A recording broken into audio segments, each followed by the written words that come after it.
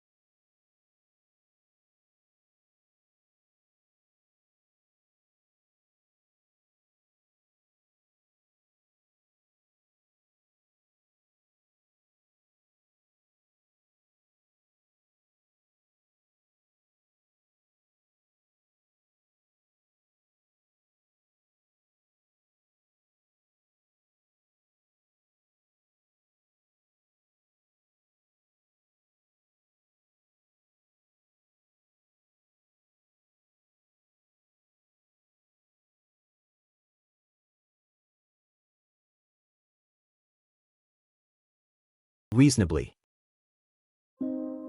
Demand. The banners were numerous, the cavalry unmatched, the command structure confident and clear. This was not a raid or a gamble. It was meant to be a demonstration, overwhelming force applied with speed, discipline, and certainty. In the logic of the age, such a show of power should have ended the matter quickly. A smaller territory confronted with such strength was expected to submit, negotiate, or collapse. None of those things happened. Instead, the Hungarians found emptiness. Villages that should have provided food and information were abandoned. Fields that might have fed men and horses had been stripped bare or burned. Wells were fouled, livestock driven into forests or hidden deep in the hills. There were no messengers offering surrender, no envoys requesting terms, no armies forming in the distance. The Hungarian advance moved deeper into Wallachia without resistance, and at first, that absence felt like success. No enemy meant no battle. No battle meant no losses. For commanders accustomed to decisive engagements, this silence seemed to confirm their superiority. But silence has weight, and over time it began to press on the army. The further the column advanced, the longer its supply lines stretched back toward Transylvania. Wagons moved slowly along primitive roads. Horses consumed grain faster than it could be replaced. Foraging parties returned with less each day, reporting burned farms and empty storehouses. The army was winning every confrontation by default, yet achieving nothing that resembled victory. No tribute was secured. No enemy leader was captured. No formal submission was offered. The campaign moved forward, but its purpose drifted. Basarab's strategy was deliberate and disciplined. He refused the battle Charles wanted him to fight. Instead of meeting heavy cavalry on open ground, Wallachian forces melted into the countryside. Small groups observed from a distance, relaying information and tracking movement. Roads were watched. Passes were noted. Time, not bloodshed, became the primary weapon. Each day the Hungarian army remained in Wallachia, it grew weaker, not in numbers, but in cohesion, morale, and certainty. For the men in the ranks, the experience was disorienting. Medieval soldiers expected danger to announce itself. They prepared for the clash of shields, the charge of cavalry, the sound of horns and shouted orders. What they faced instead was waiting, hunger, fatigue, the uneasy sense of being watched by an enemy that refused to appear. Armor that once felt reassuring now felt heavy under the late summer sun. Discipline held, but strain showed in small ways. Arguments over rations, slower marches, fraying patience. King Charles pressed on, unwilling to interpret withdrawal as weakness. His army reached Kurtia da Argesh, Basarab's capital, only to find it deserted. The city was burned, its destruction meant to send a message. In medieval politics, symbols mattered. A burned capital signaled dominance, humiliation, and consequence. But this victory rang hollow. The flames consumed empty buildings, not resistance. The act satisfied honor, but it solved nothing.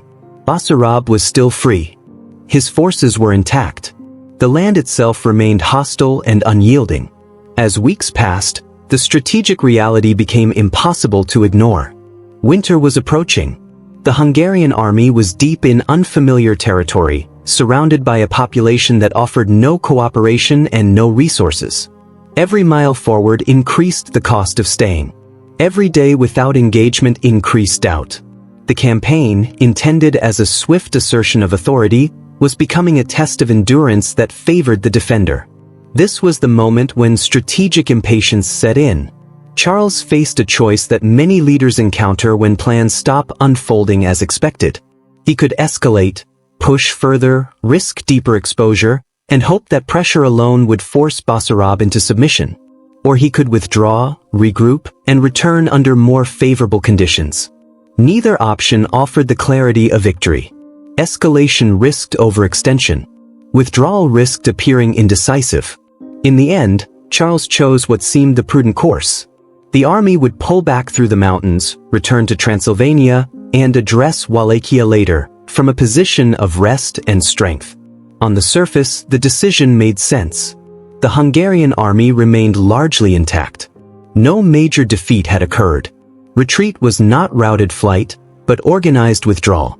From Charles's perspective, the campaign had demonstrated Hungary's reach and power. Wallachia had been entered at will. Its capital burned. Its ruler forced into hiding. The message, he believed, had been delivered. What he did not fully grasp was how that decision reframed the entire conflict. Withdrawal shifted the balance of initiative. The Hungarians were no longer advancing with momentum, they were moving under constraint. Their formations stretched along narrow roads. Their attention turned inward, to logistics, order, and survival, rather than outward toward an enemy. The psychological posture of the army changed. Confidence gave way to caution. Caution bred vulnerability. Basarab had waited for this moment. Throughout the campaign, he had avoided direct confrontation, preserving his forces and studying his enemy. He knew the routes through the mountains intimately. He understood which passes could support large numbers and which would break them apart. He knew how fatigue, hunger, and relief would shape Hungarian behavior. The decision to withdraw through the Carpathian passes, rather than take a longer route through the lowlands, was predictable and exploitable. From the Hungarian perspective, the mountains were an inconvenience, not a threat. The passes were difficult but familiar. The army was disciplined. No enemy had yet dared to strike. Why would that change now, when the campaign was ending? This assumption, more than any single tactical error, laid the foundation for disaster. It confused absence of resistance with absence of intent. As the army turned north, the atmosphere shifted subtly. The men sensed they were leaving hostile territory, even if they could not articulate why. That sense of relief softened vigilance. Columns stretched. Units relaxed. The pressure to maintain perfect order diminished as the goal shifted from dominance to return. It was in this psychological space, between confidence and complacency, that the seeds of catastrophe took root. The campaign into Wallachia had not failed in the way defeats usually do. There had been no lost battle, no shattered lines, no heroic last stand. Instead, it had drifted off course, eroded by time, geography, and an enemy who refused to cooperate with expectations. The Hungarian army remained powerful, but it was no longer aligned with its own assumptions about how power worked. In choosing to withdraw, Charles believed he was closing a chapter. In reality, he was opening the one that would define the campaign. The invasion had tested Wallachia's endurance. The retreat would test Hungary's understanding of its own limits. By early November, the Hungarian army entered the mountains believing the campaign was over. The withdrawal north felt like a return to order, a reversal of inconvenience rather than a retreat born of danger. Snow dusted the higher peaks, and cold air settled into the valleys, but nothing about the landscape suggested catastrophe. The chosen route, later remembered as the Pass of Posada, appeared narrow yet manageable. It was a passage used by shepherds and traders, not designed for an army of tens of thousands, but familiar enough to inspire confidence. That confidence would prove fatal. The terrain dictated everything from the moment the column entered the pass. The road, little more than a worn path, hugged a valley floor squeezed tightly between steep slopes. Forests climbed the mountainsides, dense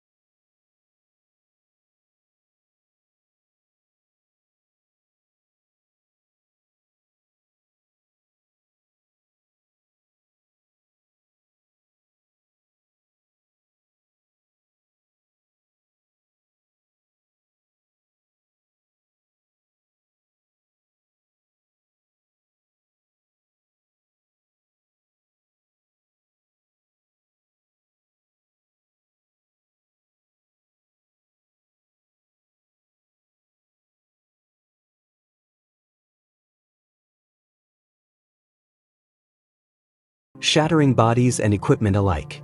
Armor that once symbolized protection now became a death sentence, pinning wounded men beneath its weight. The stream that ran through the valley, usually little more than an inconvenience, turned into a trap. Men knocked from their feet tumbled into the water and drowned under the burden of steel. Horses broke legs and collapsed, blocking the road and creating barriers that magnified the disorder. Every instinct drilled into professional soldiers failed them here. There was no enemy line to charge, no formation to restore, no ground to hold. Hungarian commanders attempted counterattacks, spurring knights uphill toward the slopes. It was an act of desperation. The terrain was too steep, the forest too dense. Horses slipped and stumbled. Knights dismounted and struggled upward, weighed down by armor, only to find empty positions. The Wallachians struck and vanished, relocating to the next prepared site before retaliation could reach them. The attacks came in waves, sudden, violent, and then silence. Just long enough for hope to return. Then another volley. Another rockslide. Another section of the column torn apart. Psychologically, the effect was devastating. Death came from shadows and above, from directions that could not be defended against. Men glanced constantly at the slopes, knowing any movement might be fatal. Fear spread unevenly but relentlessly. Discipline eroded not all at once, but in fragments, as each section of the army confronted its own crisis without coordination or support. Basarab committed his mounted forces sparingly and precisely. Lighter cavalry, riding smaller horses suited for mountain trails, burst from side paths and forest clearings to strike isolated units, supply wagons, and stragglers. They killed quickly and withdrew before reinforcements could arrive. There were no prisoners, no pauses for mercy. This was not about chivalry or spectacle. It was about ensuring that the invading force would never return in the same strength. What unfolded in the pass was not a battle in the traditional sense. There was no front line, no decisive clash. Instead, it was a slow disintegration. The vanguard, relatively less damaged, pushed forward desperately, seeking escape. The center, where the king and many nobles rode, suffered the heaviest losses. The rear, hearing chaos ahead but unable to see it, wavered and broke. The army ceased to function as a coherent force, becoming a series of frightened groups acting independently. King Charles realized the truth too late. This was not harassment by a fleeing enemy. It was a carefully planned ambush designed to turn withdrawal into annihilation. His commanders could not restore order in terrain that made command meaningless. The symbols of authority, banners, trumpets, heralds, lost their power. Survival replaced hierarchy as the organizing principle. As the day wore on and darkness approached, the retreat became a rout. Men abandoned wounded comrades, equipment, and even armor to move faster. Supply wagons were left behind, blocking the road and worsening congestion. Noblemen who had ridden south expecting an easy campaign now fought simply to escape with their lives. Many died without witnesses, their bodies lost beneath rock and forest, their names recorded only as absences in later accounts. The Wallachians pressed the advantage relentlessly. They moved through the wreckage at night, finishing wounded soldiers, stripping weapons, and ensuring no regrouping could occur. The forest echoed with screams, prayers, and the sounds of men dying far from home, in a place they had never intended to fight. Charles survived by abandoning everything that marked him as king. He shed his armor, left slower units behind, and fled along narrow trails guided by locals who demanded gold in exchange for help. The man who had marched south as a confident ruler escaped as a fugitive, his authority reduced to whatever speed his legs could provide. By dawn, the Hungarian army no longer existed as a fighting force. Perhaps a third made it through the pass, wounded, shaken, and stripped of pride. The rest were dead, captured, or scattered beyond recovery.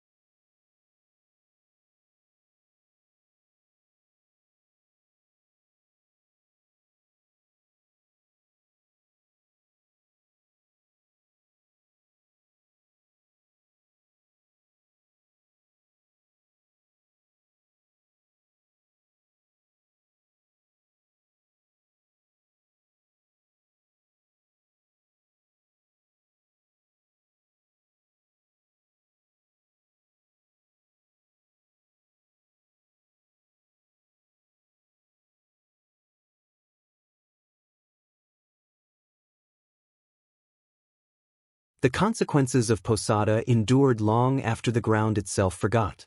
This is why stories like this matter. They are not about heroes carved in marble or battles decided by brute strength. They are about restraint, patience, and the quiet intelligence that outlasts power. They remind us that leadership is tested not when everything goes right, but when assumptions fail and systems collapse. If this story resonated with you, if you've ever built something, led others, or learned the hard way where your own limits lie, consider subscribing to the channel. Leave a comment sharing what history has taught you about power, patience, or survival. And stay with us, because the most important lessons from the past are often the ones history tried to forget.